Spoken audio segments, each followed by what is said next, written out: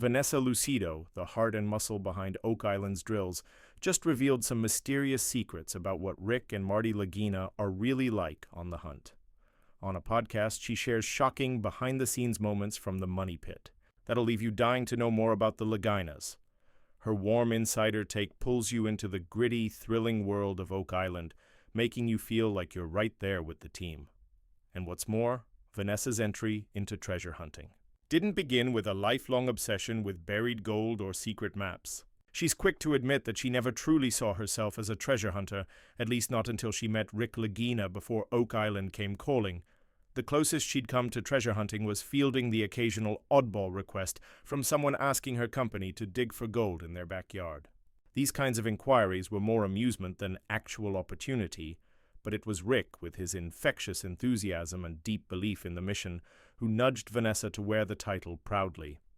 He told her that she had earned her place in the world of treasure hunting, and for the first time, she embraced it, not just in passing, but with the full weight of legitimacy. Oak Island became her first real venture into the world of historical mysteries, buried secrets, and centuries-old legends. The story of how Vanessa arrived at this point is rooted in the legacy of her family. Her company, ROC Equipment, wasn't born out of a romantic quest for hidden fortunes, but from something just as enduring: hard work and engineering grit. It was founded in the late 70s by her father, a man who carved out a niche in the construction world through persistence and innovation. In those early days, ROC wasn't a treasure hunting outfit. It's now sometimes mistaken for one. It was a specialized subcontracting company focused on foundation drilling. They weren't chasing gold doubloons. They were drilling into the literal bedrock of Las Vegas. Their projects included major names like the MGM Grand, Treasure Island, and Circus, helping build the foundations, both literal and figurative, of the Vegas Strip. After their chapter in Vegas came to a close, ROC pivoted to broader infrastructure work. Their portfolio expanded to include everything from ski lift pole foundations to critical work on massive public structures. One standout project involved the expansion of the San Francisco Bay Bridge, a feat of engineering that required not only technical know-how, but also a level of logistical precision that few firms could manage. They also began taking on high-rise foundation jobs, projects that demanded both power and finesse, attributes that became the signature of ROC Equipment. Running a company like this requires more than just technical knowledge. It demands leadership. As CEO, Vanessa balances a multitude of responsibilities. Her days often begin, like anyone else's, with a strong cup of coffee. But from there, the pace ramps up quickly, especially during the height of the construction era. Managing teams and operations remotely added a layer of complexity. Yet she never let go of the hands-on aspect of her role.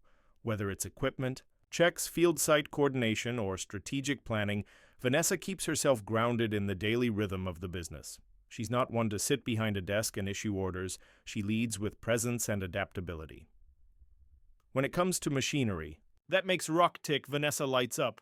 While viewers of The Curse of Oak Island might be familiar with the massive oscillators shown on screen, there's a lot more going on behind the scenes.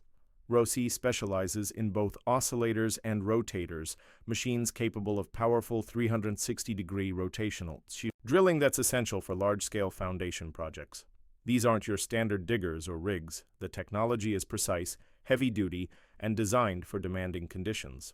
In addition to this, ROC maintains a robust rental fleet that includes various types of drill rigs and augers, each suited for specific geotechnical or structural needs. Interestingly, the company name ROC wasn't always an acronym. In the beginning, it was simply a brand, strong, simple, and easy to remember. But over time, as their niche became more defined, the name was retrofitted to reflect the core of their business: rent oscillators and casing. These three pillars encapsulate what ROC offers to its clients, whether building a bridge, a casino, or chasing centuries-old myths on a remote island.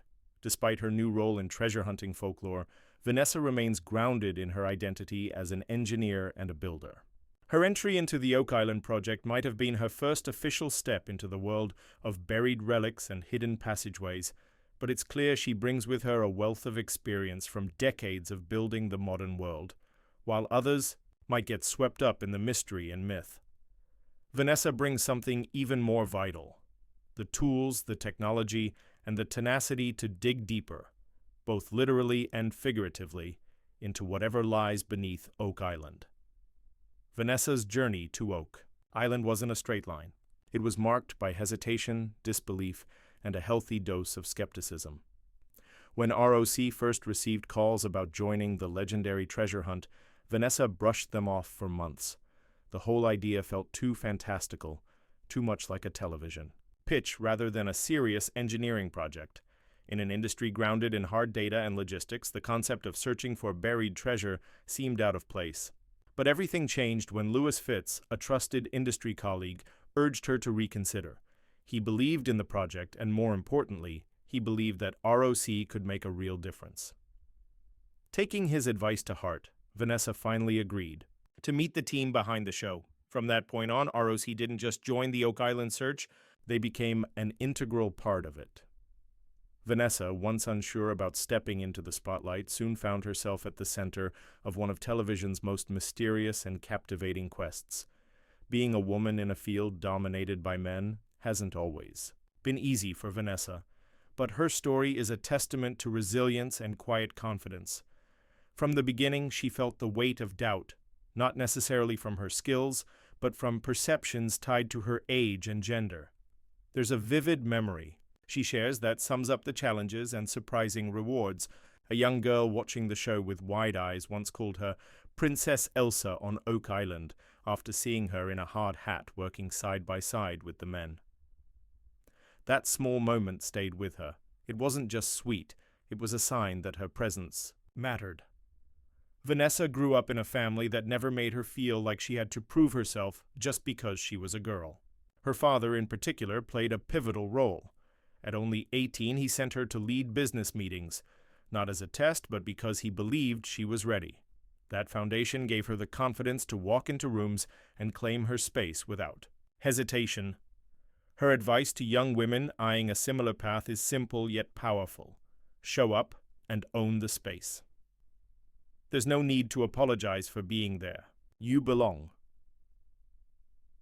Vanessa's shift from running a company to being in front of a camera came with a few growing pains and some genuinely funny moments. She remembers one early season on Oak Island when she went out of her way to avoid the cameras, even hiding inside a casing to stay out of the shot. It didn't work.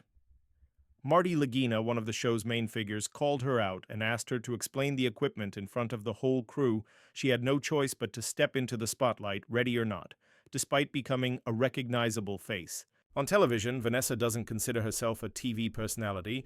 She's still very much a hands-on CEO, managing operations, making tough calls, and ensuring her team stays sharp. Filming may bring a different kind of attention, but the core of her work hasn't changed. Drilling on Oak Island isn't like drilling anywhere else. Vanessa explains that each shaft takes about a week to complete, not because the team is slow, but because the terrain and historical sensitivity of the island require extra care. In a standard commercial job, things move faster. But here, precision matters. The unpredictable soil, centuries of debris, and the mystery beneath the surface demand both patience and creativity. That's where her team shines. Vanessa pushed for an upgrade early on, increasing the question size from 5 feet to 8 feet.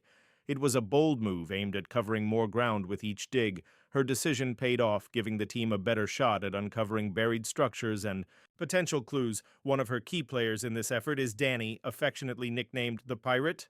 With over 3 decades of drilling experience, Danny is a master at adapting on the fly, often designing custom solutions right on site.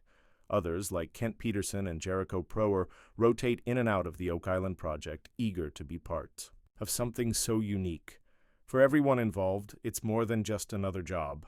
It's a challenge wrapped in history, and every dig brings them one step closer to answers that have eluded seekers for generations. Working on Oak Island has pushed Vanessa and her team in ways they never expected. It's a blend of engineering, storytelling, and historical exploration, all packed into a single, rugged piece of land. What started as a curiosity has turned into a deep commitment, not just a project, but to the people, the legends, and the community that's grown around. Vanessa's role on the island continues to evolve, but one thing remains clear. She's not just drilling into the earth, She's carving out a space for herself and for others like her in a world that once doubted she belonged. And with each passing season, she proves that she does.